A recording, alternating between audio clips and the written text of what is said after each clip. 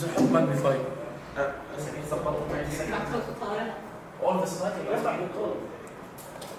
Yeah. Hello everybody, I'm going to, the main subject of my presentation today will be my country, Syria. I'll talk about my passion and appreciation story that I've had throughout my life when I went to Syria in the summers. Yeah, and this is a picture of Syria, this stuff in the northern areas. My background, let me first introduce my background. I'm from a city in Syria called Homs. It has a significant traditional and cultural heritage of Syria. It is the third largest city in Homs. This is one of the traditional sites in Syria. It's the Khalid al-Walid Mosque. Yeah. This is the area of Homs where I live. You can see, I've been there for nearly every summer, except for the last 2 years.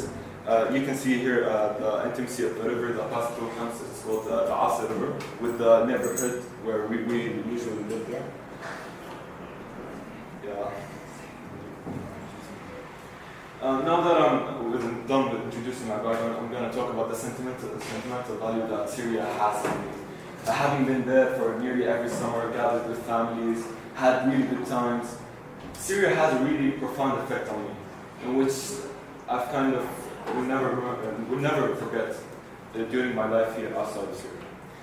One of the main aspects, or one of the best aspects that I've seen in Syria is the simplicity of life there. From transportation, from work, from communication, everything there is simple. Everybody is, life there is a free of burden life that one must inevitably enjoy.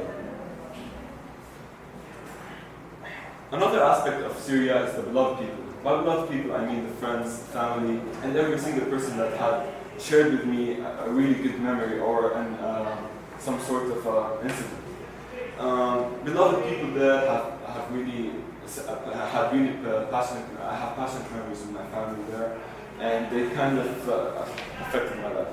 Later on, I grew apathetic of such values that Syria has offered to me. I started disposing such an idea of going to Syria. It became such a dull idea, and I did not really value such sentimental and moral values that were offered to me by Syria. Eventually, I grew bored. I started thinking of Syria as another dull vacation, summer vacation that I would spend sitting at home with family and just a life that is seemingly boring to me, which I did not really enjoy at that time, and did not really appreciate it somehow. Later on, an uprising occurred in Syria, and due to the oppressive rule of the despot that is called the Shah Assad that is there, and people started uprising. Demonstrations occurred, and as you can see in this picture, there are people demonstrating in Syria and trying to assert their opinions and their rights. As a result of the uprisings, the despot started killing people in Syria, and war happened. As you can see in this picture, the destruction and the kind of disadvantages that occurred out of war in Syria. It has been 2 years since I've been to Syria, and I started being reminiscent about going there. I started remembering the memories, the incidents, everything that happened to me in Syria. And I somehow started growing remorseful about such incidents because I didn't really appreciate the values that I've talked about before. After all the longing, I had a sudden realization. I started thinking, all the things that I used to despise about Syria, the values, everything, from the simplicity, from the beloved people, every single thing I thought of as values that I've neglected and that I had to appreciate to understand them. I grew remorseful, I grew regretful, I became kind of contrite because I did not appreciate such values, which kind of really affected me since it has been 2 years since I've been to Syria. Yeah, this is kind of...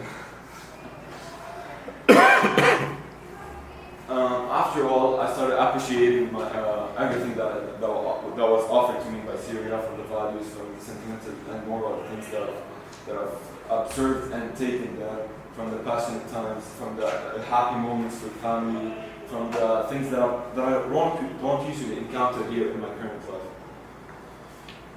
One of the main things that I've lost is the safety of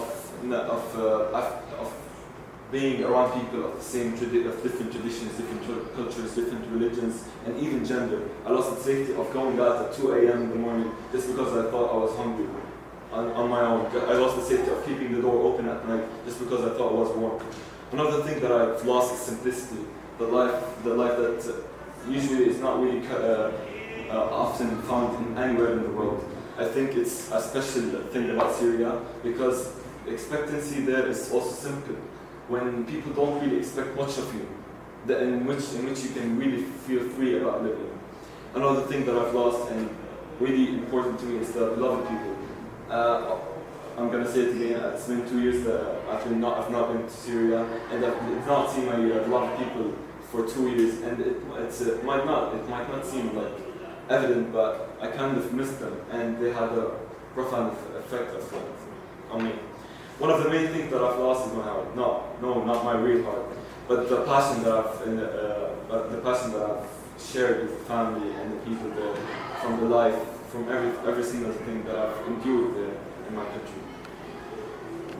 Yeah, that's it. Eventually, all in all, although I've lost so many stuff, I still have hope in going back to Syria because this hope was taught to me by the people themselves there, their loved ones, who constantly